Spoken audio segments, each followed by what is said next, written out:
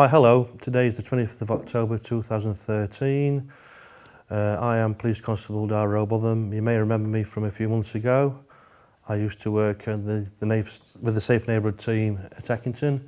My role has now changed and I work as a PC on the Licensing Department at Chesterfield Police Station. I'm going to speak today briefly regarding recent change in the law in regards to scrap metal. The reason the law's changed with regard to scrap metal is because over the last few years, theft of scrap metal has gone through the roof and it's blighted our communities. It's cost British Rail on average £16 million a year in lost revenue. It's caused misery for people travelling on trains.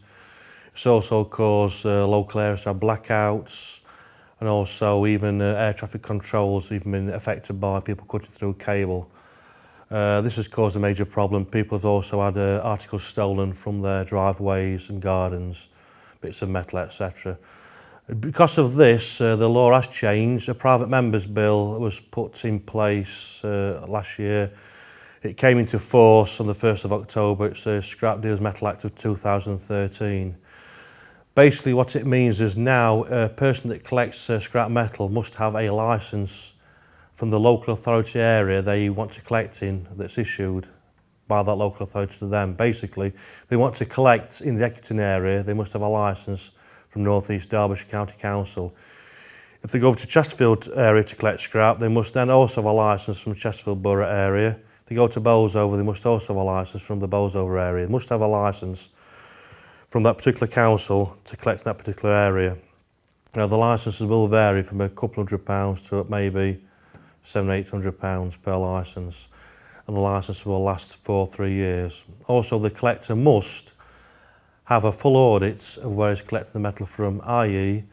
if he collects from an address around the corner from where you live, he must have the name and address of the person he's collecting that metal from. If he can't read or write, he must take a photo and have a full audit to ensure that metal is not stolen. He's got full permission to take that metal.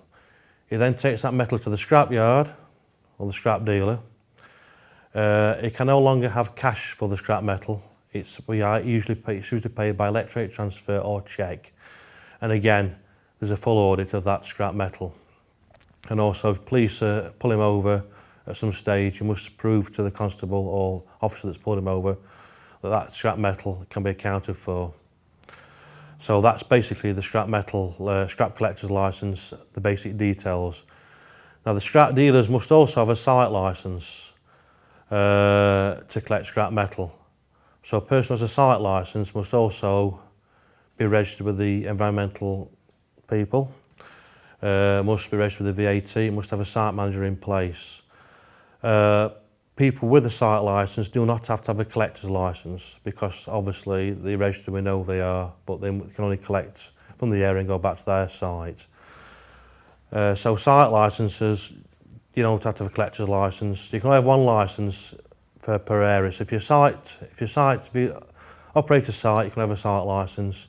If you collect, you can have a collector's licence. You cannot have two licences. Between the 1st of October and 15th of October this year was the time to apply for the licence. This will become enforceable by the police from the 1st of December. So from the 1st of December onwards, the police will visit scrap yards to ensure that everything's compliant. We'll also pull vehicles over to make sure that the collectors have a licence on display and it's from the correct area they're collecting scrap metal from.